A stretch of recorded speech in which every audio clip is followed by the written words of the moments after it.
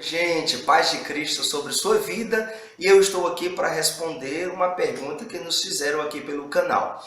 A pergunta foi: pastor, o que você pensa sobre divórcio e recasamento? Então eu queria deixar aqui para vocês Malaquias capítulo 2, verso de número 16, que diz assim: porque o Senhor Deus de Israel diz que odeia o repúdio. Então, o divórcio nunca fez e nunca fará parte do propósito original de Deus para o ser humano. Então, no decorrer da Bíblia, a gente vai perceber ali pelo menos três pessoas que falaram de uma forma mais contundente acerca do divórcio. A primeira foi Moisés. A gente vai ver Moisés falando sobre o divórcio. A gente vai ver o apóstolo Paulo falando sobre o divórcio. E a gente vai ver também Jesus falando sobre o divórcio, além de uma ou outra citação que você vai ver ali também na Bíblia Sagrada.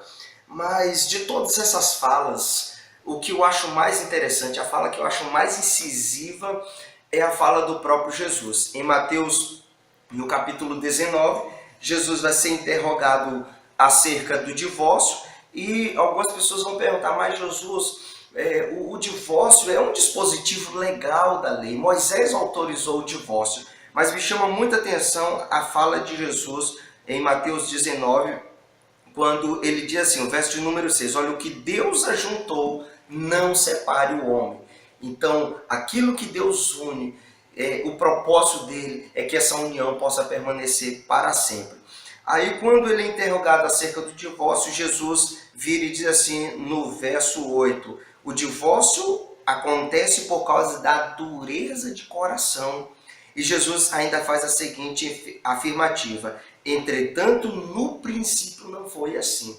Então, gente, é muito mais do que falar que o divórcio é um dispositivo legal, se Deus autoriza ou não, se pode, se não pode, que essas geralmente são as perguntas das pessoas. Pastor, eu me divorciei, eu posso me casar? Ou eu estou enfrentando muitos conflitos no meu casamento, eu posso me divorciar? Muito mais do que essa questão de pode ou não pode, se é legal, se é ilegal. A gente precisa entender o que de fato está no coração de Deus. E o que está no coração de Deus foi expresso nessa frase que Jesus deixou em Mateus 19. No princípio, não foi assim. Então, o propósito original de Deus é a permanência do casamento. Apesar das dificuldades, das adversidades que esse casal possa enfrentar durante a sua caminhada, o propósito original de Deus é manter esse casamento até o fim.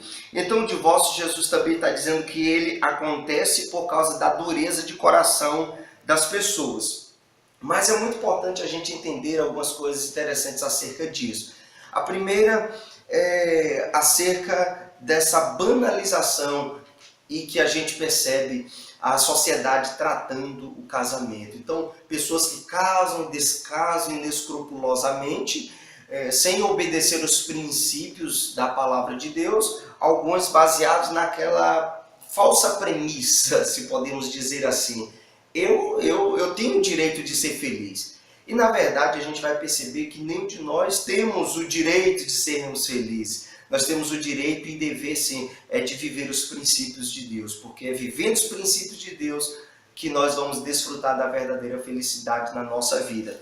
Então, vivemos muito esse tempo de vulgarização, de banalização da família, onde as pessoas casam, descasam, entram no casamento como um teste. Se der certo, a gente continua. Se não der certo, a gente se separa. E isso não faz parte do propósito de Deus, porque Deus é um Deus de aliança. E Deus só tem aliança com homens de aliança. Aqueles que aprendem a honrar a aliança, Deus tem uma aliança também com essas pessoas. Mas por outro lado também, queridos, a gente vai perceber também um outro extremo. Algumas pessoas tratando de uma forma tão ríspida, de uma forma tão insensível e fria, aquelas pessoas que por algumas circunstâncias ou por enfrentar tantos problemas, tantas situações adversas, elas acabaram entrando numa realidade de divórcio. E qual que é o grande problema? É que às vezes essas pessoas elas já vêm tão quebradas, elas chegam na igreja quebradas, chegam na igreja tão arruinadas e ainda precisam conviver com este rótulo divorciado, divorciada. E muitas vezes essas pessoas que já vieram massacradas pela vida, já vieram massacradas pelas circunstâncias, elas continuam sendo massacradas pela igreja, sendo massacradas pelas pessoas que deveriam apoiá-las, pelas pessoas que deveriam ajudá-las. Então é muito importante a gente estabelecer um equilíbrio de um extremo para outro extremo.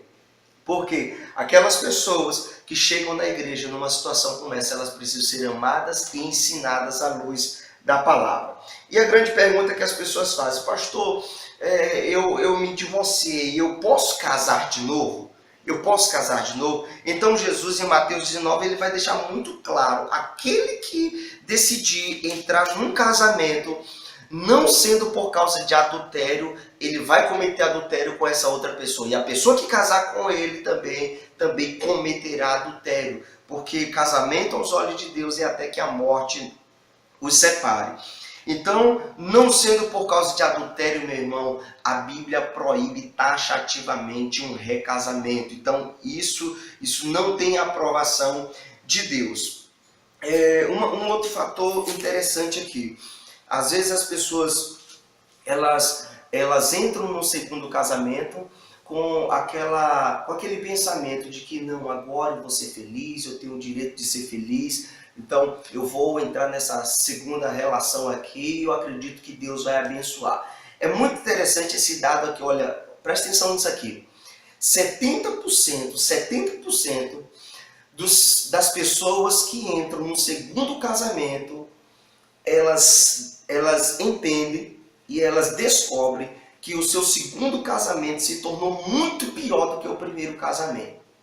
Então, à luz desta pesquisa comprovada, e que eu concordo plenamente a partir dos aconselhamentos que a gente tem feito, é isso que nós temos detectado, nós temos observado também, meu irmão, faça o esforço que for necessário, mas mantenha a sua primeira aliança, mantenha o seu primeiro casamento. Então, no segundo casamento você vai naquele afã de ser feliz, mas muitas vezes você está trocando um problema por outro. Outro dado aqui interessante é que 10 anos depois de um divórcio, as pesquisas comprovam que os filhos ainda continuam sofrendo traumas terríveis por conta daquela separação e por conta daquele divórcio. Então, meu irmão, o casamento, um segundo casamento, não faz parte do propósito original de Deus para a nossa vida, para a sua vida. Mas nós vivemos muitos conflitos, vivemos muitas dificuldades. Quais são as condições que a Bíblia autoriza um recasamento? Então, Mateus 19, Jesus fala acerca do adultério. 1 Coríntios capítulo 7, Paulo fala também acerca do abandono do não crente. Então, quando o crente ele é abandonado, o não crente ele não quer mais permanecer dentro daquele casamento, Paulo diz, olha, ele está livre. A partir do versículo 10 de 1 Coríntios 7, você vai ver Paulo falando acerca disso. Então, ele está livre, mas lembrando sempre de que no princípio não foi assim. Mais do que pode, não pode, a gente tem que avaliar o que está no coração de Deus. E todo aquele que decide trilhar por um caminho de divórcio, muitas vezes essa decisão é alimentada por dois motivos. Primeiro, orgulho. Segundo, a falta de perdão. E toda pessoa que decide caminhar pelo caminho da falta de perdão, pelo caminho do orgulho, ela está caminhando por um caminho muito perigoso e que pode trazer consequências drásticas para a sua vida. Lembre-se de uma coisa, Deus é um Deus de reconciliação. Independente das situações difíceis que alguém possa estar passando no casamento, Deus é um Deus de reconciliação e buscando a Ele a gente pode enfrentar essa transformação e restauração no nosso casamento, independente da realidade que estivermos enfrentando. Agora sim, é lógico que existem casos que tornam-se muito complicados a convivência. Por exemplo, caso de adultério sistemático, onde a pessoa está vivendo a realidade de adultério cônjuge, colocando aquela pessoa num sofrimento terrível. Casos de uso de drogas contínuas e já foram feitas muitas tentativas e nunca se tem um desdobramento final daquela situação.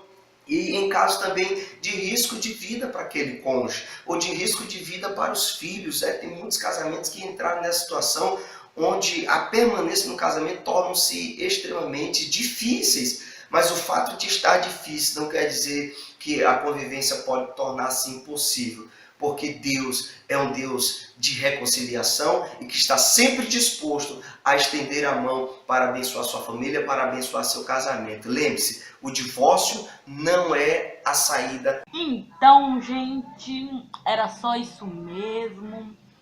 Se você gostou desse vídeo, você dá um joinha. Se você não é inscrito no meu canal, se inscreva aqui embaixo. E marca os seus amigos aí, tá bom? Ok, meu amor? Obrigado, de nada, tchau.